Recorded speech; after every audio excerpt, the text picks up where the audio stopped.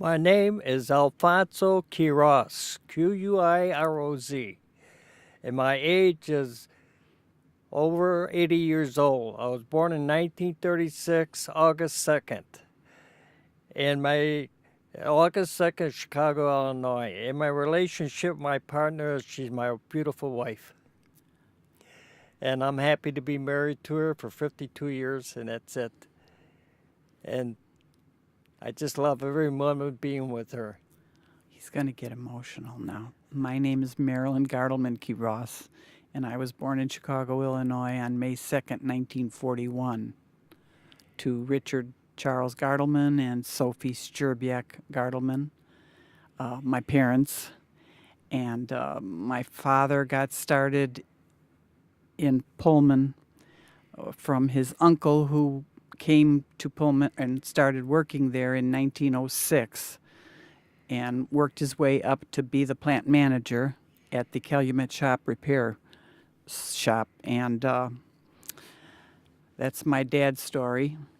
And my story is that I was born in Pullman National Monument, and I was born in Pullman, and I was raised in Pullman, went to school in Pullman School.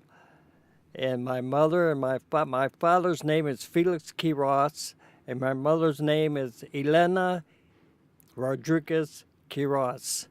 And they're both from Mexico, and they migrated from Mexico to the United States in 1924.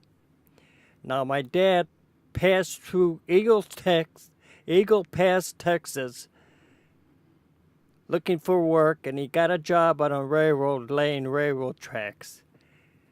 And he migrated from there to Kansas City, Missouri, and worked in the railroad laying tracks too. And then he found out that in city of Chicago, Sherwin Williams paint factory in Pullman there, they were hiring people. So he migrated from Kansas City to Chicago, Illinois. And then 2 years after that, he sent for my mother in Mexico, and she came across the border in Laredo, Texas. And there's 4 sisters, and my brother and I, that's 6 of us all together. Now, my employment record is that when I was young,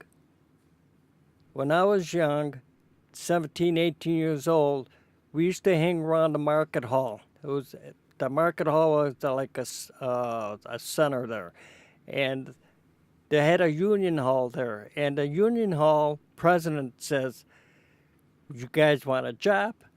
And I was 17, 18 years old, 19 years old, and I says, "Nah, I don't want a job," And they kept on telling us, "Come on, get a job, you guys are bums, So anyways, we decided to get a job there. He said, the president of the union says it's only temporarily, and you could collect unemployment. You only work 6 months out of the year.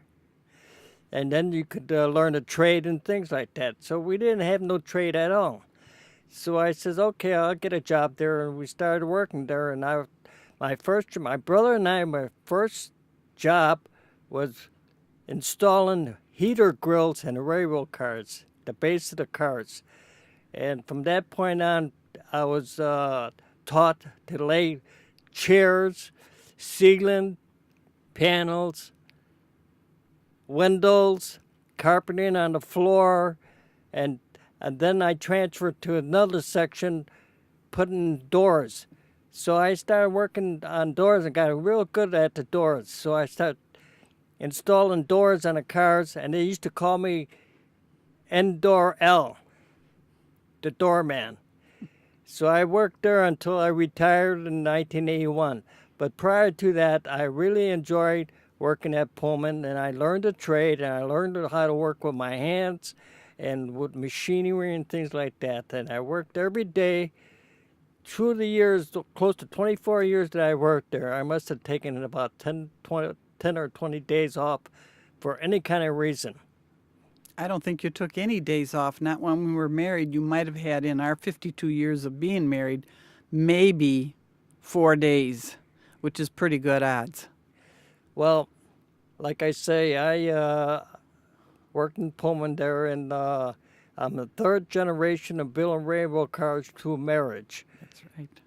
And my father-in-law worked in a different section of the Pullman Company, and his uncle was the president or the manager of the Pullman Repair Car Company. And I really enjoyed living in Pullman, and I lived there all my life. And I could tell you a story about my dad. When he worked in Sherwin-Williams, he got familiarized with a farmer south of the company. It was farmland. And he got to know this farmer, and this farmer had livestock. So my dad asked the farmer, "Can I buy one of your goats?" So yeah. So he bought the goat, and he killed the goat. And my dad and I, during the wintertime, my dad and I put the goat in a burlap sack, and we dragged the sled about 3 miles to Pullman, 111th and Langley. He hung it in the basement on the floor rafters. And my dad says, "Okay, now." He punctured a hole in the calf, in the leg of the goat, and he stuck a tire pump into it. And he says, "Okay, pump the air, pump, pump, pump." Now the air was going in there, and it was breaking the skin from the meat, from the carcass. And he said, "Come on, pump, pump, pump." So that's how he took the skin off the goat. That's how you had to eat. That's how you survived. We were poor, but not that poor, but we were poor, just 6 of us all together, and with I 6 learned a lot of kids and things. 2 adults, so that's 8. You had a big family. And then across the street, there's to be a tavern, a restaurant. And my dad got a job working in the basement, killing chickens. Now he would grab the chicken and twist it, break the neck, and then dump the chicken in a big vat of hot water. And they used to defeather the chicken. Well, that's how they did it. That's how you survived. Well, That's that okay. was it, And now my Pullman standard life was working at Pullman, and like I say, I didn't have no skills at all, but I learned a lot. That's right. You were there And- for a long time. And I never got in trouble or anything like that. And I really enjoy working in Pullman, and I got to know a lot of good people working there. There was a lot of Italians, a lot of Germans, and a lot of Irish and Greeks living in Pullman. And my mother came from Mexico to the United States. She used to go to the grocery store, and she used to say, with her finger, point for every can of groceries on the walls. They had no shopping carts and nothing. It was an old-fashioned grocery store. Well, that was because she didn't speak English very She well. couldn't speak English, and the woman that owned the grocery store was Italian. Now, Italian and Spanish are almost identical, so they communicated with each other. Well, that's the same story with my grandmother. She came here from the Ukraine, and she didn't speak any English, and she had to learn. And that's how they learned from their children. That's how they learned their English and how to read and write. I know my grandmother learned that way. And as far as my father, he came from Germany, and he went to Fanger High School to learn how to speak English.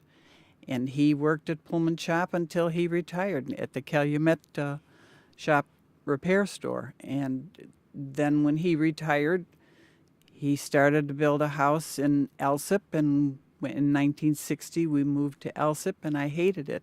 I didn't enjoy living there, and on the weekends I would come back to Pullman and stay with my next door neighbors who owned the tavern, the Tumble Inn. And I stayed with them on the second floor of the tavern, and with their kids, and we just grew up together, and I didn't want to leave the area. So I remember when we were young, I was the only girl, and all the boys would be in the park across the street. And I remember when they built that park. I must have been 10, 11 years old. And once that park was built, we took it over as our baseball field, and me and the boys played. I had the equipment because I had an older brother, and we didn't have any money, and so they were glad to have me. Okay, she can play, but she was the last one picked. Anyway, those boys are still living in Pullman, and we're still great friends, so that's the nicest thing. And as far as meeting you, we met through your younger sister, Mary. My sister Mary, Yeah. and I used to take them to school in my car to Franger High School. And that's how I got to know Marilyn real good. But the reason that we started going out together was because I stayed with the Liras, and they had the tavern, and on Sunday nights he would drive me home to Alsip. You can say if you address each other as you, then it just stays in there between the two of you. So instead of saying he, you can Okay. say You would drive me home to Alsip, and that's how we started dating. And in 1964 we got married, and we've lived so far we've lived happily ever after. We'll see. You never know. Well, when I got married, I was 27, 28 years old. And I said to myself, no, I don't want to get married. I'm too young, you know? You're too old. Too young to get married. Oh, I understand. And then I said, well, I'm going to try. All my buddies, my friends, they're getting married at 17, 18, 19 years old. I said, nah, they're goofy, you know? So anyways, I decided to say, well, let's get married. And eventually we got married, and first time I took her to Mexico On our honeymoon. on our honeymoon, and everyone out there loved her. They did love. You could. They loved you. You're talking to me, not to anyone. Just you and I are talking. Okay, that they loved you, and they really accepted you in our family, and they used to call her Güera because she's white, and we're all Mexicans, and There was at that time in the mid '60s there was a little because of the race difference. There was a little confrontation, and at one point my father said to me, "You should stop," and that's all he ever said. I knew what he meant, but we didn't stop. We kept going out, and we eventually got married. And my mother used to say he was the best son-in-law that she ever had. Of course, he was the only son-in-law she ever had. So say to him, you were the you were the only son-in-law that she had. So that kind of made us laugh, and we got a kick out of that. But we were all together, and that was it. I mean, it was it was love too, you know. yeah, a we lot of loved love. each other, and we still love each other. And the best part of it is we still have family, and it's not only blood relatives, but our neighbors that live in Pullman. Being a South Sider, it's very important. Our South Side neighborhood has kind of gone through a hard time, and we are just coming out of that, I think, because President Obama has decided to make it a historic monument, a national monument. We're so proud of that. I don't know. I'm ready to burst because I've always loved Pullman, and I've told my children that I live in this house, but Pullman is my home. Well, that's good. You know, it's, like I say, you know, it's great that we got together, and it's great that You have always, even when you worked at Pullman, when the supervisors would let you have a pass to take something that they were going to throw away, you brought it home. We have a collection that is invaluable to you because when you take it out and display it at our house tour in Pullman, you don't just load it up and throw it into the trunk. You look at what it is, and you tell me a story about, well, I got this when they were throwing it over by Lake Calumet, and they didn't want this anymore, so I said, "Can I take them home?" And you brought home so many little artifacts. What a wonderful thing that we have. And, I mean, when people come to the tour, they look forward to going to see what you have on display. And, well, where did you get this? And all the blueprints they were throwing away, you grabbed as many as you could. I mean, you had a foresight to pick up all this. What our basement was filled to the brim. We have a garage that's filled to the brim with all your memorabilia. How did you know to do that?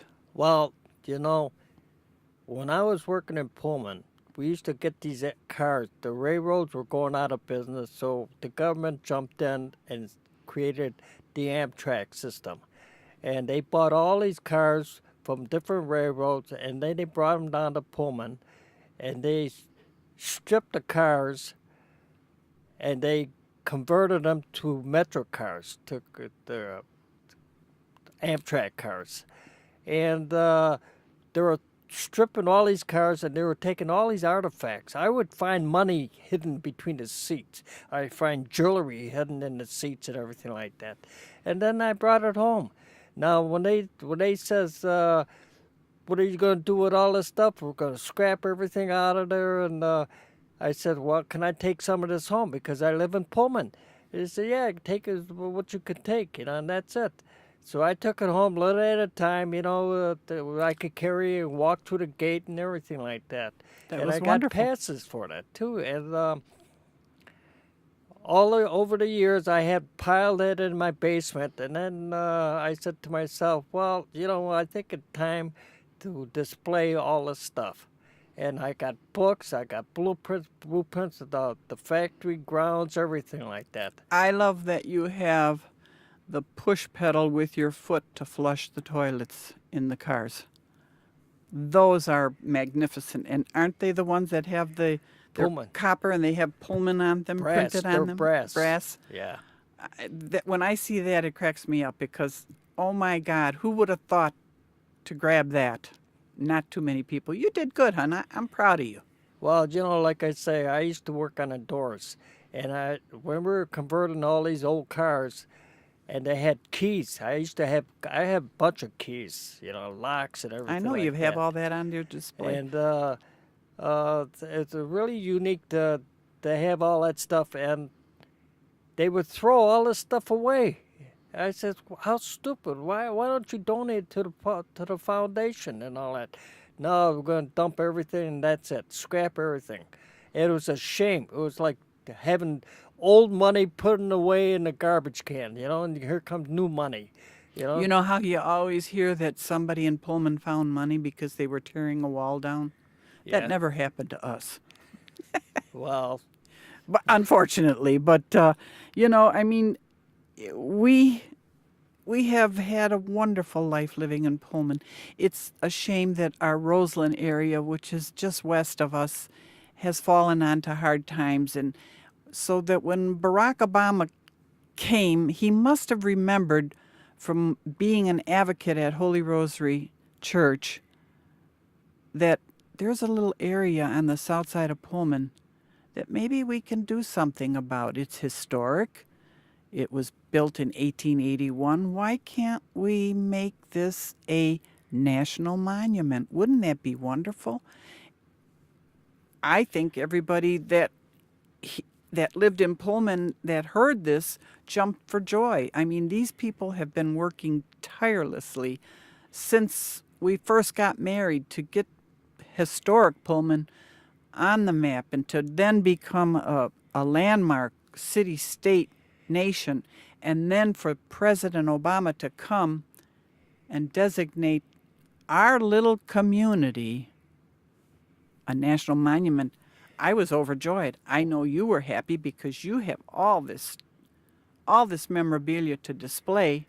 Well, one time I was in Acapulco, Mexico, and I was waiting for a regular bus, and the bus passed by, and then it said Pullman on it. I said, oh my God, I said, here, the name Pullman is recognized all over this country, That's right. And I said to myself, well, Pullman really was a popular name at that time, and it still is. It still is. And, And it's going to be even better. When you mention the word gold, it's a valuable word, gold. Now, Pullman is the same word. Pullman is a valuable name to recognize. And Well, you know why? Because in the school books, in the grammar school books, they talk about Pullman and what he did for a community. And now, if he were alive, he'd be happy because he would see that, oh my God, they've kept my name and the community that I built alive. yeah, well, like I say, I was born and raised in Pullman. I was born on 11311 Langley. And my mother was born in the same building. When I was a kid, I used to watch every Saturday. There used to be a junk man going down the alleys with a horse and wagon, and he used to yell down the street, "Rags, old iron! Rags, old iron!" So I got familiarized with all the stuff that he was buying. So he would, during the war, they used to collect tinfoil. So I used to get candy wrappers, cigarette wrappers, and everything like that, and put them all together into a ball, and then sell it to him. I don't know how much. I forgot how much money we were getting, but that was money that was coming in. That was your pennies. And then when I was young, I used to shoe shine. Now, Pullman had about 35 taverns there. And I used to go shoe shining, and I used to get on my hands and knees and shine shoes for 15 cents. You may have shined shoes, but at the Tumble Inn, they had a cement porch that had an open bottom. And the boys and I, that's where I learned how to play poker. That's why when we went to Vegas with the group from Holy Rosary Church, and Obama was sitting right there at that desk watching all of us people gather into that little rectory, he must have thought, these people are nuts. So Marilyn, can you just take us back to that moment and just set the scene where you were when you first, Obama was there, but as a young I was, I know my children were born, and it was just a chance to get away for 3 days, which was hallelujah. And I left them with him, and when we went to the rectory because that's where we waited for the bus to take us to the airport. And it was a group of maybe it was 25, 30 people, and the priest from Holy Rosary, Father Bill.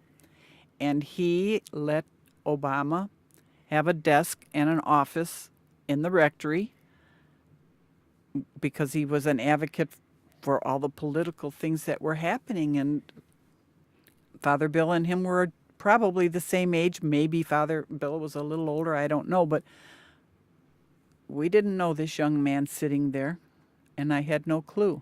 But then when he got to shake the President of the United States' hand, that's something not too many American people get to do. And I thought, what an awesome thing for you to have happen to you. You should be so proud. I know I was. Well, I was too, to shake his hand. And he was surprised when I told him, I said, I was born in Holy Rosary, but I made a mistake by saying I was married in Holy Rosary Church. And he says, how nice that is, how great. And I really enjoyed telling him that story, And he used to tell stories about when he worked at worked at the Holy Rosary, and he was. That's what he said when he was on the stage when you Right. got to shake his hand. That's how he recalled working as an advocate at the Holy Rosary And then he Rectory. mentioned that his wife's mother lived in Roseland, and she worked at the Pullman Bank. Which was on 111th and King Drive. Yeah. Now But- they've moved a little bit east. Well, they're no longer there, as a matter of fact. But I enjoy every minute of living in Pullman. And like I say, I'm over 80 years old, 81 years old, and I'm going to probably be buried there. And I told my wife, well, I want part of my ashes in Pullman, and part of my ashes on the beaches of Acapulco, Mexico. Well, maybe a sprinkle. Well, but I want to be part of that because I really enjoy going out there. And like I say, working in Pullman there, I learned a lot. I didn't have no trade at all, and I was working with my hands and created a lot of things, and I got to get to know a lot of good people. Right, there. and not only that, Obama put us on the map, our little community, which is wonderful for all the people that have worked and strived to have that happen. I can't believe it. I worked at the Hotel Florence in Pullman for 14 years and would see people come in, and you know that because you worked there for a little while. Yeah, I We're was doing there. repair work, and the kids were there bussing tables and waiting tables. What a proud moment. My mother worked at the Your Hotel mother worked Florence there, at yeah. She was there as a for over housemaid. 25 years. And then when Mrs. Fisher had the hotel, when she was going to sell the hotel, she asked my mother if she could move in with her mansion on the north side of Chicago to live with her, to be a housekeeper at her place.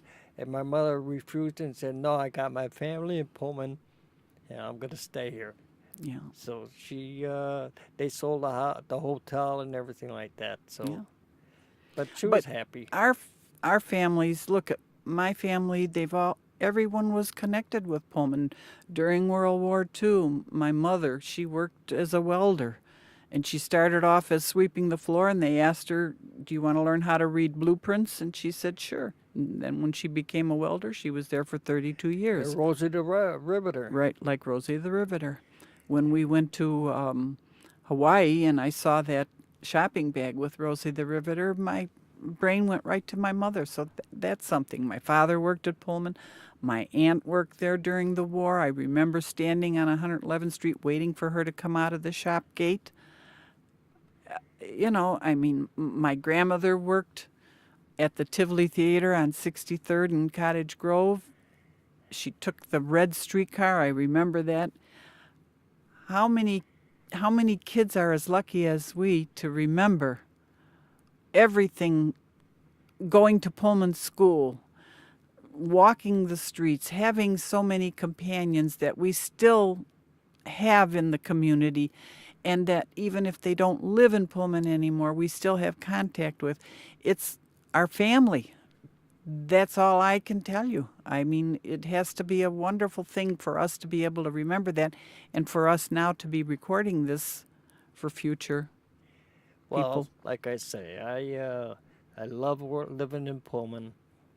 I'm probably gonna die in Pullman, and I got good memories of Pullman. And as far as the factory, I got good memories of that. I can remember when Pullman, during the Second World War, they used to manufacture shells for cannons, and they had parts. They had sections for boats. They were manufactured there too. My Aunt Rose, tanks. my Aunt Rose worked at the Pullman shop on 111th, and she would have steel wool and clean the inside of the bombshells. That was her job. And then my dad, like I say, my dad worked at Sherwin-Williams, and he retired from there, and he was only getting $115 a month pension. I know, but But that's thank God he lived to 93 years old, and he collected full amount of pension. But he lived in Mexico. He lived at the end. He had the good life. The last 20 years of his life, he lived in Mexico. And- He lived good.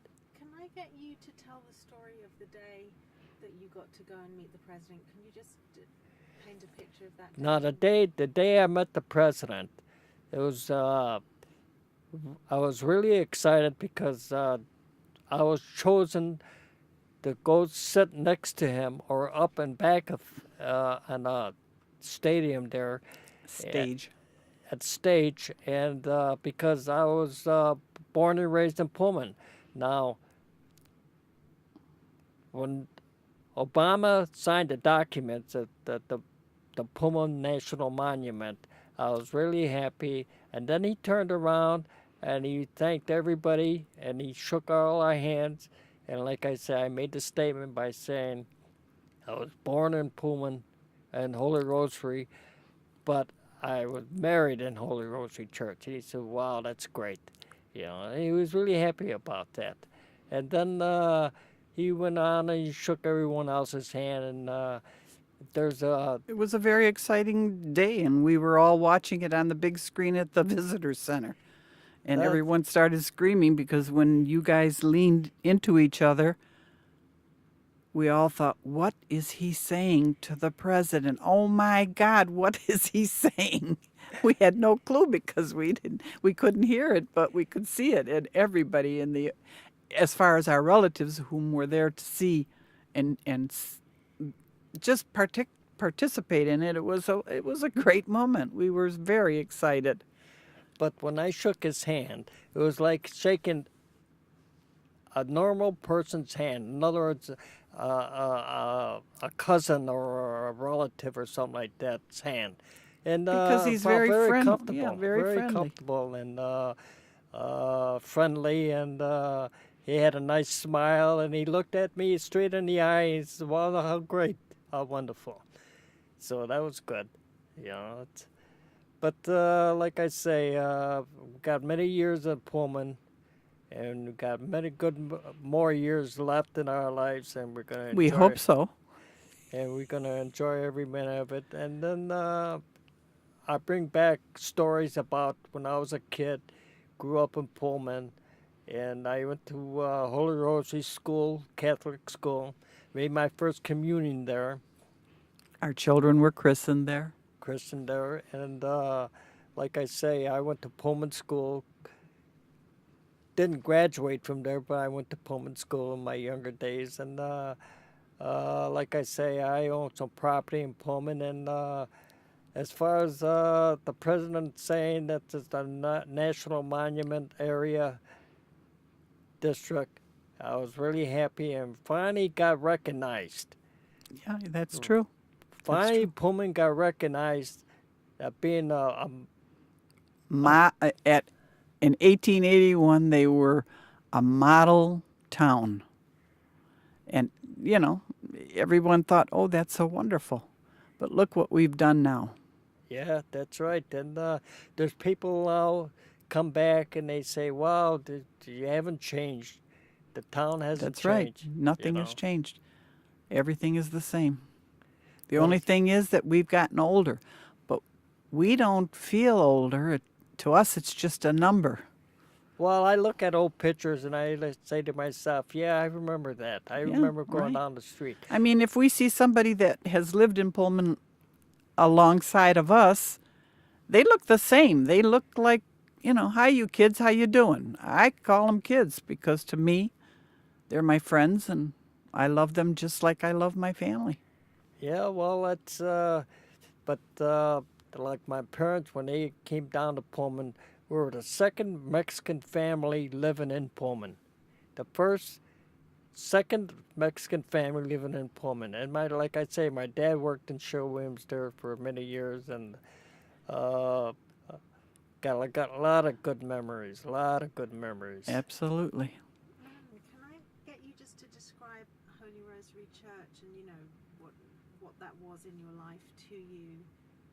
You know, that you had all these events that took place there, and that happened to be the place where you saw the young Barack Obama in his youth. Can you describe Holy Rosary a little bit? Holy Rosary has a long-standing history in the Roseland area. It's over The 100 Irish years church. old. Yeah, and it was Holy Rosary Catholic Irish Church, and all the people that lived in the Roseland area and Pullman that were Irish, that was their parish, and that's where they went. And I am not Irish. I'm German and Ukrainian, but we went to that church because it was right there. You walked to church. And growing up in Pullman, it was where you went if there was a social event. And he, of course, went there for a short while. My husband, or you went there for a short while. You also went to Pullman School. I think maybe you weren't such a nice nice little boy. Well, I You were a was, little wild, yeah. but I went to Pullman School and graduated from there. And like I said, we would at recess see the kids that were Catholic going to Holy Rosary for catechism, and we would be out in playing in the school ground and wonder, well, why? How come they get out of school? How come we have to still be here in school? But that was just the way it was. If they went to the Catholic school, they had catechism, and that's what it was. But to have us, Holy Rosary has always been, I don't know, the place where things were done, and they had wonderful priests that were there, and our priest, Father Bill, what a wonderful man. The first time I was working at the Hotel Florence and he walked in to have lunch, I thought, oh my God, who is this handsome young man? To find out that he was the priest, and I said, oh, shucks.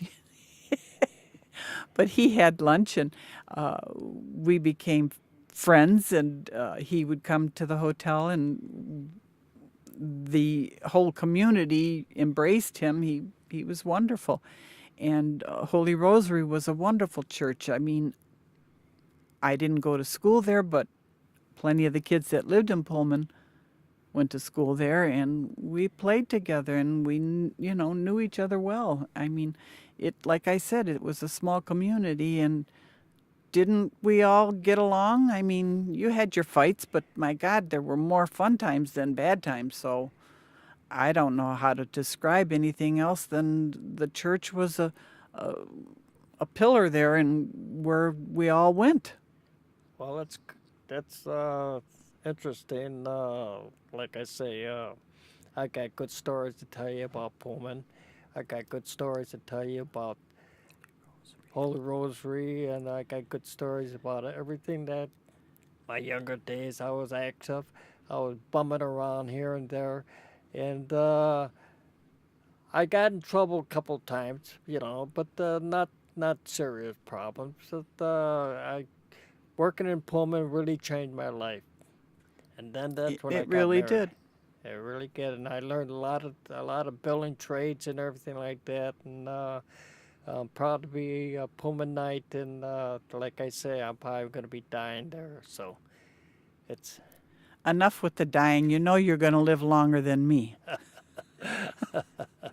sorry to get you to go over this. I just need you to tell me the story one more time of when you saw Obama when he was young. If you could just do it one more time. Sure. Just to check that. I wish I could remember when it was, what year it was.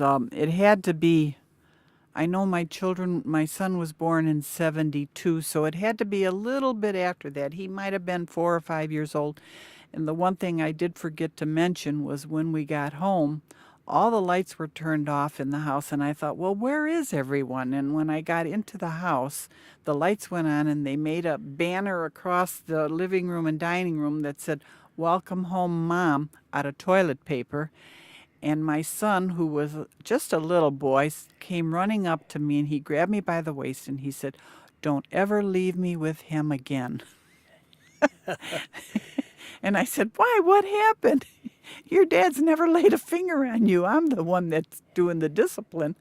But when we went to this little junket in Vegas, there might have been, I guess, 20, 30 people that went along with it. And I went with my friend who owned the Tumble Inn Tavern. And of course, she was older than me, maybe 15, 16 years older than me. And her children and I, we played together growing up in Pullman, but we became thick as thieves because I would stay there on the weekends when we moved to Alsip, and I just didn't like living in Alsip. I thought, oh my God, we're in another country. And so when they said they were going to Vegas, we were all huddled in the foyer of the rectory, and in the office on the west side of the building, there was a young man sitting at a desk. I had no idea who he was. I didn't think anybody else did, but Father Bill, who was the pastor then, he knew who he was, and I guess he knew that he could leave the rectory in capable hands, and we all got on the bus and were off to Vegas. We didn't care about anything else except getting out of town. And who was that person? Just for the And that person that was sitting at that desk was Barack Obama. That's when he worked in the rectory as an advocate. And, who would have thought? I would have met him when I was 35 years old, and you met him when you were 78 years old. Yeah. What a span of time, but who would have ever thought that in some way, maybe you physically shook his hand, but I was standing in the same house where he was sitting at a desk? Who would have thought that would occur? He would have been the president of the United States. President of the United States, that's right. Well, that's And- good. Yeah, that's And someone that remembered our little community, Pullman, and designated us a national monument. I'm so proud of that fact, and the people that worked in Pullman, that worked for this for all these years, have finally seen it come to be, and it has to be a wonderful moment for not only you and I, but for them too. Guys, we're at the 40-minute mark, so we're going to have to start winding up. Marilyn, I'm going to get you to do one more thing for me, and then you can have some final words with each other. Can you just say for the record that you were married at Holy Rosary Church, just so I make sure we have that? Right. We were married at Holy Rosary Church on June 13th, 1964.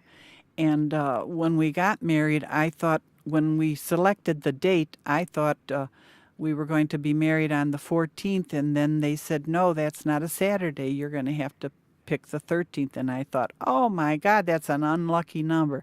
It's been lucky for us for over 52 years. lucky and happy. That's right. We are. We have Lucky and two happy, and wonderful we got children. Two Two good wonderful kids. children, and a girl and a boy, and they're the light of our lives.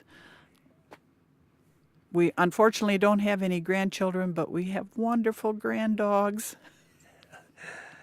Do you want to say some final words to each other just to finish? Well, I'm happy that I'm married with you. I'll spend the rest of my life with you.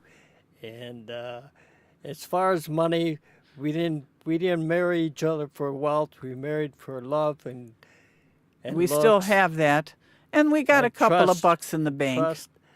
And I think the thing that works for us the most is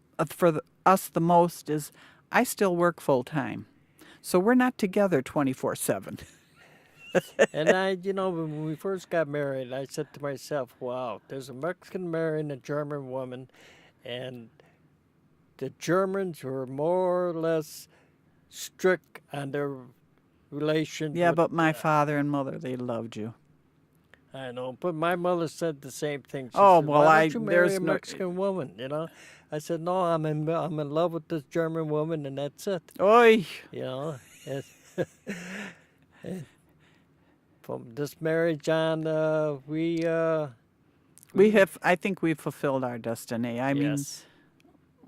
there's not too much more we can do. I mean, we just go about our merry way, and if we want to do something, we do it. And if we don't, we don't.